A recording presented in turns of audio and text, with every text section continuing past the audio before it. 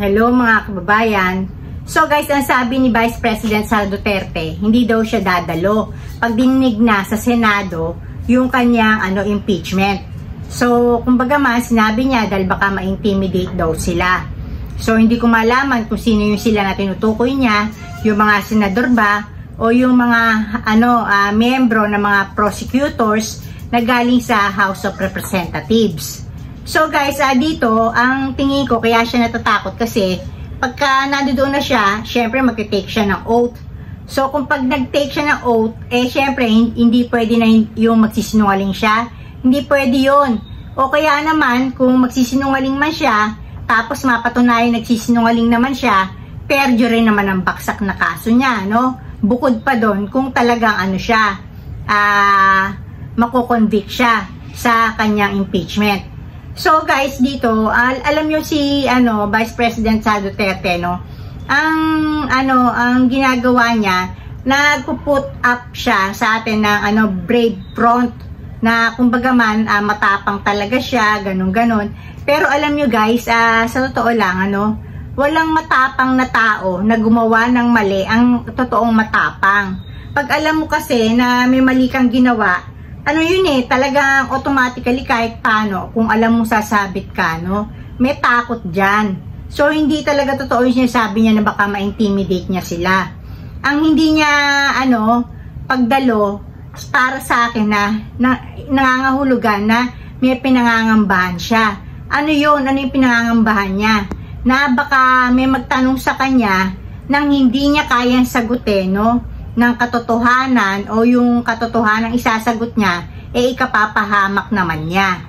So, kumbaga man, kung hindi niya talaga kaya yun, kasi alam nyo guys, maski diba dati, yun nga lang na budget niya para sa 2025, hindi nga niya madepensahan na kumbaga man, saan niya dadalhin yung gano'n na 2 billion plus, no? Hindi niya ma-enumerate o ma-liquidate kung anong bahagi, magkano, ilang porsyento sa ganito mapupunta. Yun nga lang hindi pa niya kumbaga hindi pa niya kayang sagutin ng harapan yung budget na hinihingi niya.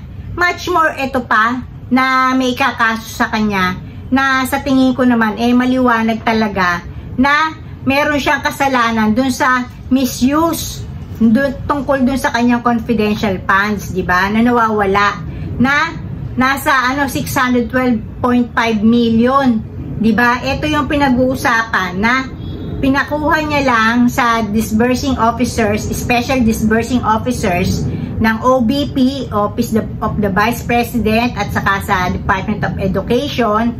Pinakuha niya lang mga to dun sa mga special disbursing officers ng na to, mga government agencies na to, no?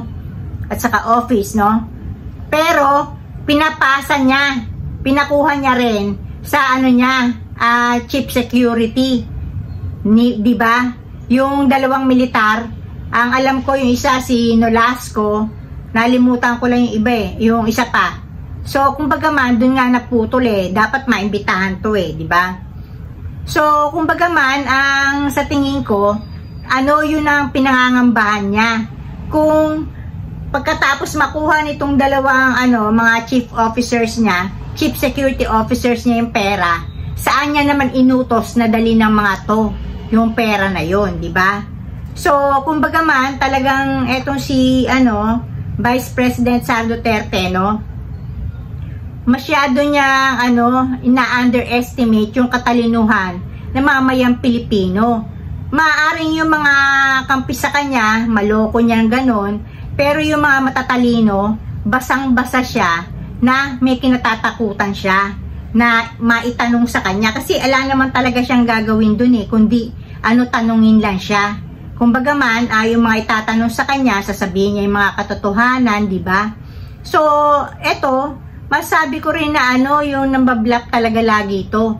Kasi nung wala pa siyang impeachment, kesyo hindi siya takot sa impeachment, 2023 pa, pinaghahandaan na yon dahil nga dun sa ayaw siyang tigilan ni Congresswoman Franz Castro, di ba? Tungkol dun sa confidential funds niya. So, dati, ang tapang-tapang niya sa impeachment na lang daw niya harapin.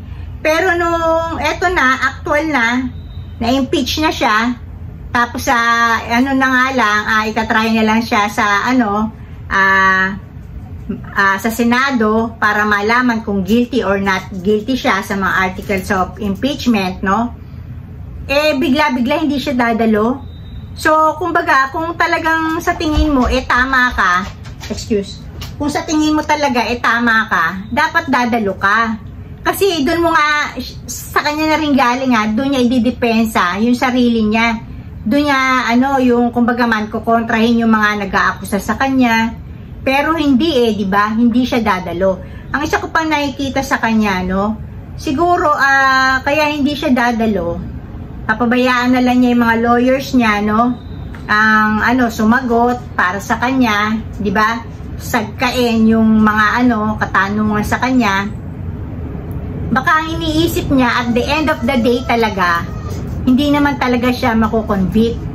Kasi, kumbaga man, iniisip niya, may bilang siya, may sapat na bilang ng mga senador para nga hindi siya makonvict. Na, kumbaga man, tiwala siya sa mga kaalyado niya, sa mga makaduterte na mga senador, na kahit paano, talagang yung bilang na yon maililigtas siya para hindi siya makonvict. So, dito guys, no, sinasabi ko lang sa inyo na mapang-bluff talaga siya. Talagang yung after all, duwag din talaga si Sara Duterte. Kasi talagang meron siyang pinangangambahang itanong talaga sa kanya na yung sagot, hindi niya maaring isagot yung tama kasi ikakapahamak naman niya kung magsasabi naman siya ng totoo. So, ayun lang guys, yun ang nakikita kong dahilan na yung sinasabi niya baka ma-intimidate sila, hindi sila yung takot sa kanya. Kumbaga, nangangatog din siya kung ano itatanong dun sa kanya pag siya ay dumalo talaga personally. So, dito na ako guys, and blessings everyone. Bye!